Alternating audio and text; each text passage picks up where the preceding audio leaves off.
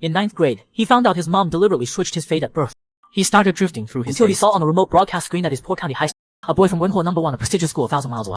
The boy's fluent English and his bright appearance really drew him in. It was the first time he glimpsed the moon from the bottom of the well. So he studied like crazy, fighting to come out on top of his poor county, just to get into the same high school as that boy 1,000 miles away. He didn't let himself down. That day the teacher called him outside with a serious look. The county-wide final exam results came in early. Do you know what rank you got? Tao Xi, who'd been joking around just seconds ago, felt his heart drop when the teacher asked this. His heart pounded non-stop, the tension rising right up to his throat. This was the result he'd worked so hard for. The teacher's tone made him lose confidence. I don't know. Suddenly a hand landed heavily on his shoulder. Good kid, you got first place. Tao Xi just stood there frozen, unable to process it. He couldn't believe his ears. Teacher, what did you just say? The teacher couldn't keep up the act anymore and burst out laughing. I said you got first place in the whole county. And then did Tao Xi snap out of it. He excitedly asked the teacher, so I can go to Wenhuo No. 1 now. The teacher said that after summer break he could go when the new term started. Alright, nothing else. I'm heading out. You go rest too. Watching the teacher walk away, his excitement still wouldn't calm down. This was what he'd worked so hard for. He was finally going to meet that boy he'd been thinking about. They had a few more days of classes, then school finally let out for summer. Ever since Tai found out about his real background, there'd been a wall between him and this family. If it wasn't for his sick little sister at home, he wouldn't want anything to do with this family.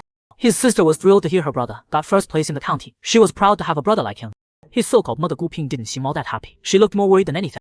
I heard from Zhang Seng that you're gonna Wenhuo City to study next semester. Tao Xi knew what Gu Ping was getting. Wenhuo No. 1 will cover my living expenses, 1,500 a month. I'll leave 800 for Liu's medical bills and medicine. Gu Ping didn't seem worried about that. She didn't know how to say what she wanted to say to Tao Xi. Knew Gu Ping too well. Don't worry, I won't go looking for your son and ruin his life. Wenhuo City is huge. Even if I wanted to find him, where would I look? Called out by Tao Xi, Gu Ping's face instantly fell.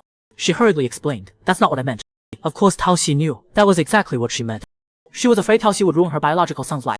He was too lazy to say another word to Gu Ping and headed straight to his room. Time flew by. Even during summer break, Tao Xi didn't slack off on studying one bit. He set aside time every day to review his lessons. In his free time he'd model for art students doing sketches. He could make $100 a day doing that. Sometimes he'd draw himself, but he wasn't drawing just anything. He was drawing the boy he couldn't stop thinking about. When the art students spotted his work, they'd compliment him. They'd say his drawings were better than theirs, and the guy in the picture was really handsome. Tao Xi would shyly hug his sketchbook and run off. Truth was he'd loved drawing since he was little, but ever since Gu Ping saw his drawing, she went crazy and threw all his drawings into the stove and burned them. After that, he only dared to draw in secret. The boy was finally about to meet the person he'd been thinking about.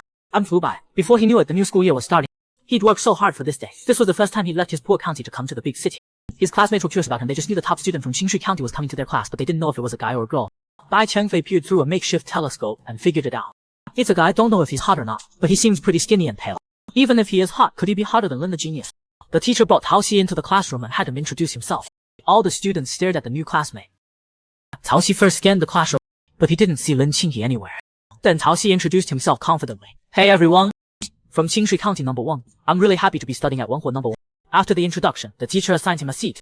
Just as he was about to head to his seat, he heard a familiar voice. Sorry I'm late, teacher. Lin Qing was drenched in sweat, breathing hard and wiping the sweat from his forehead. The teacher miggled him, why are you late on the first day of school? Lin Qing, he quickly explained he saw a car accident on the way. This was the first time Tao Xi truly met Lin Qing face to face.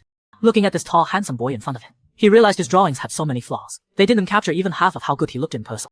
The teacher then introduced Tao Xi to Lin Qing. You just missed the new student's introduction. Let me fill you in. This is Tao Xi, first place in Qingshui County. How about he sits with you? The moment those words left the teacher's youth, this was the last answer Tao Xi expected. The teacher was immediately flustered. What do you mean? No, the classroom's only so big. Tao Xi was pretty ticked off too. Inside he was already cursing up a storm. If this was back at Qingshui No. 1, I would have already walked out. Sit or don't sit, I don't care. But this was Lin Qinghe, so it was different. The teacher didn't want to lose face, so he tried to smooth things over. Let's try it for 1 week. Switching seats later anyway. If it doesn't work out, we'll change it then. How's that? Who knew if Lin Qinghe even heard him? He grabbed his backpack and walked straight to his seat. The atmosphere was awkward as hell. Tao Xi was totally confused. Did he just agree? Tao Xi had no choice but to follow Lin Qing and take his seat. Lin Qinghe didn't say a word the whole time. He put on his headphones, opened his book, and started studying. He pulled out his textbook. Then the student in front turned around and introduced himself. Classmate Tao, I'm Bai Chengfei, the PE monitor. You can call me Big Fei. Tao Xi immediately said, I know you. This really flattered Big Fei. Am I really that famous at your Qingshui No. 1? Then how come no one writes me letters? Lin the genius gets tons of letters from girls at your school. When letters were mentioned, Tao Xi suddenly blushed. His heart started pounding. He grabbed his textbook and held it over his face to hide a natural expression. All those letters were actually from Tao Xi. Every single one had the same peach blossom signature. And they all asked the same question. Do you want to go to Tsinghua or Peking University? He nervously glanced over at Lin Qing. He didn't hear that, did he? Lin Qing sat there perfectly straight, studying his textbook seriously. The conversation around him seemed to exist in another dimension. It didn't affect him at all. Big Fei pulled out his phone to add Tao Xi as a friend. As the admin of both our class group and the guys group, I'm officially inviting you to join us as a valued member. Tao Xi smiled awkwardly. Sorry, I don't have a phone. And he said that. All the classmates turned to look at Tao Xi. The awkwardness hit max level again. Big Fei immediately eased the tension. He said it was no problem. If there's anything important, I'll just tell you directly. Just then, Lin Qingyi's phone kept buzzing. He picked up his phone and smiled at the script. Must be a text from someone important. Then he hurriedly left his seat and walked out the door. Tao Xi watched Lin Qingyi's back, feeling something strange inside. The boy studied like crazy for the person he liked. He finally made it out of his poor county and got into a top school. Now he'd not only met the person he liked, he was sitting right next to him. Growing up in a poor county with limited education, the lessons at his new school were tough for him. It was hard to keep up. When he wanted to give up, he'd sneak a look at his desk mate. The way he took notes was mesmerizing. No wonder he's a genius. His notes were as clear as a study guide. As the long, painful day finally ended, he walked alone through campus, feeling so lonely and lost. When he opened his dorm door, he saw a chubby guy. He was holding chips and munching happily. There was an easel set up in front of him. He looked at Tao Xi and called out a greeting. When Tao Xi heard that greeting, he froze for a second and introduced himself. Hey, I'm Tao Xi. I'm an exchange student from Qingshui No. 1. The chubby guy immediately came over with his chips to share with Tao. He seemed a little embarrassed for calling him the wrong thing earlier. He introduced himself to Tao Xi. I'm Pan Yan. New roommate, you're finally here. It's been so lonely with just me and Odes. The security office delivered a bunch of luggage this afternoon, right? Tao Xi politely took a chip from the bag. He smiled and said, yeah, that's mine. Are you an art student? Pan Yan immediately looked miserable. Dude, you don't know. My grandpa's a painter. He's forcing Peter to get into Single Academy of Fine Arts, but I'm just not cut out for it. Then he picked up his paintbrush and kept working on his painting, still complaining. My dream is to open a fried chicken shop, but here I am doing homework and painting every. Tao Xi looked at his painting and couldn't help offering advice. Too much lemon yellow. Pan Yan looked like he'd found his savior. He turned to Tao Xi. You can paint. Can you help me mix this color? Tao Xi took the paint and mixed it skillfully. Pan Yan stared at the palette, his eyes sparkling. Dude, can you also paint the color on this flower for me? Tao Xi was a little reluctant. Just this one. I still need to do my homework. Pan Yan bowed and gave Tao Xi his seat. Of course. Please, Tao Xi painted seriously while Pan Yan watched intently. Soon the color was filled in. Then the dorm door opened. Must be their other roommate. They both looked toward the door. Pan Yan smiled and said, Old Chu, you're back. He introduced Tao Xi. Look, this is our new roommate. His name is Tao Xi, and he's amazing at painting. This old Chu looked pretty refined with his black framed glasses. His eyes showed no hint of a smile. He walked over to them with a blank expression. He said coldly, I'm Shu Zi. His vibe immediately made Tao Xi uncomfortable. You could tell right away he didn't like Tao Xi. As he walked past them, he added, I'm going to shower. The atmosphere was kind of awkward. Pan Yan joked with Tao Xi, if only you'd come a year earlier. Old Chu was still in class 1 back then. You two could have been classmates, not like me in the art class so far away. I'd have to run a marathon just to hang out with you guys. Tao Xi didn't respond. He just kept painting. Pan Yan sensed something was off. He leaned in close to Tao Xi. Old Chu seems like he's in a bad mood. Don't take it personally. He's not usually like this. Don't worry about it. Just keep painting for me. Then Tao Xi handed the brush back to Pan Yan. It's getting late. I'm going to shower and then study. Tao Xi headed to the bathroom. Shu Ziki was just coming out. The tension between them felt like a powder keg ready to explode. While showering, Tao Xi thought about it. After that brief encounter, he could tell this dorm was no walk in the park. By the time he finished showering, it was almost 11.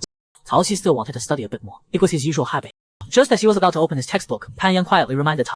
All the dorms turn off the lights at 11 sharp. The moment he finished speaking, the room went pitch black. Even a blackout couldn't stop Tao Xi from wanting to study. Luckily, he brought a flashlight. Pan Yan still tried to warn Tao Xi calmly. The dorm rules are strict. Dorm monitors patrol everywhere. If they see light coming out, they'll dock points from the dorm. Lose too many points and you have to clean the hallways and balconies. He had to do that last year. Tao Xi was curious how they did their homework. Then Shu Ziki chimed in. Normal people finish their homework before bed. He ignored them. He crawled under his blanket, holding a flashlight in one hand and flipping through his book with the other. He had to catch up in 1 week on a month's worth of content they'd self-studied over summer. He didn't want to fall that far behind. Tao Xi was very disciplined. No matter how late he stayed up, he always woke up on time. As he was washing up, Shu Ziki also came to the bathroom. Seeing Tao Xi using the bathroom, Shu Ziki looked furious and snapped at Tao Xi. I only woke up early today because I had to pee. Tao Xi wasn't about to be nice to him either. Not my problem. So do you want me to hold it for you? Two guys with dark circles under their eyes ready to blow up at any second. Tao Xi wasn't one to be pushed around. He kept leisurely gargling right in front of Shu Ziki. Fate has a funny way of playing tricks on you, catching you off guard. He thought if he worked hard enough, he could reach the moon in the sky.